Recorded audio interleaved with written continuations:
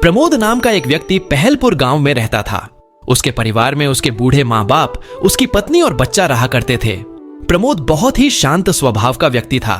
वह गांव में जिससे भी मिलता उसका वह पूरा सम्मान करता और उसके इसी व्यवहार से पूरा गांव प्रमोद से खुश था। अरे भाई प्रमोद, क्या हाल चाल है? आज तो तुम बड़े दिनों बाद दिखाई दिए। आजकल खेतों में भी नहीं आ रहे हो, सब ठीक है? हाँ ठीक हूँ भैया, आप बताओ। किसी काम से गांव से बाहर गया हुआ था, इसलिए आजकल खेतों में आना नहीं हुआ। तुम्हारा खेत का काम पूरा हो गया? हाँ प्रमोद, मेरे खेत का काम पूरा होने ही वाला है, थोड़ा बहुत रह गया है। मेरी कुछ मदद चाहिए, मैं तुम्हारे साथ खेत में जाकर तुम्हारा काम पूरा करवा देता हूँ। नहीं प्रमोद, तुम इतने दिनों बाद अपने घर आए हो, अपने परिवार के साथ रहो। खेत का काम तो मैं निपटा ही लूंगा।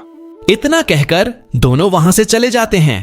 एक दिन प्रमोद घर पर बैठा था, तभी अचानक से उसके पिता की तबीयत खराब हो गई। तभी प्रमोद ने घर में डॉक्टर को बुलवाया। डॉक्टर ने प्रमोद के पिता को देखा और फिर प्रमोद से बोला, प्रमोद, तुम्हारे पिता की तबीयत अभी ठीक है, लेकिन इन्हें जल्द ही अस्पताल में भर्ती करना होगा, नहीं तो उनकी यह बीमारी बढ़ती चली जाएगी। बेचारा प्रमोद बहुत गरीब था। बस अब वह दिन रात यही सोचता रहता था कि अपने पिता का इलाज कैसे कराए। उसे दिन पर दिन अपने पिता की चिंता खाए जा रही थी। एक दिन प्रमोद अपने दोस्त के पास गया और बोला, रमेश, मुझे कुछ पैसों की जरूरत है। मेरे पिता की तबीयत खराब है और मुझे उनका इलाज करवाना है। भाई प्रमोद, अभी तो मेरे पास पैसे नहीं हैं। इस बार तो फसल भी अच्छी नहीं हुई। अभी तो मुझे खुद का घर चलाना ही बेहद मुश्किल हो रहा है।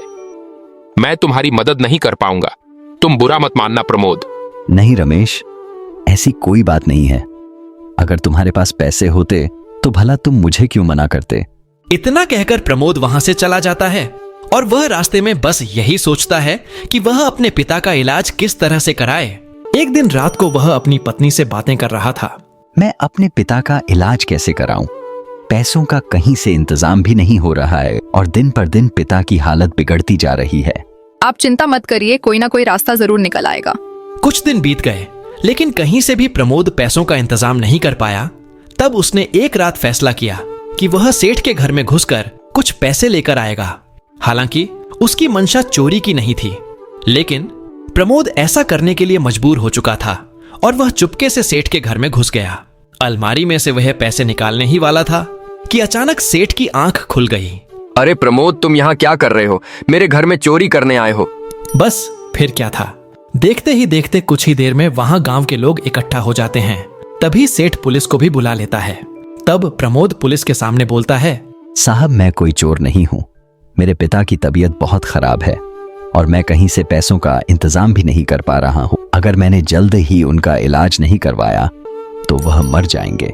इतना कहकर प्रमोद भावुक हो गया। सेठ ने भी दरियादिली दिखाई और प्रमोद को माफ ही नहीं बल्कि उसके पिता का इलाज भी करवाया और प्रमोद को सलाह दी, कभी भी कितनी भी मुसीबत हो, इंसान को गलत रास्ता नहीं चुनना चाहिए।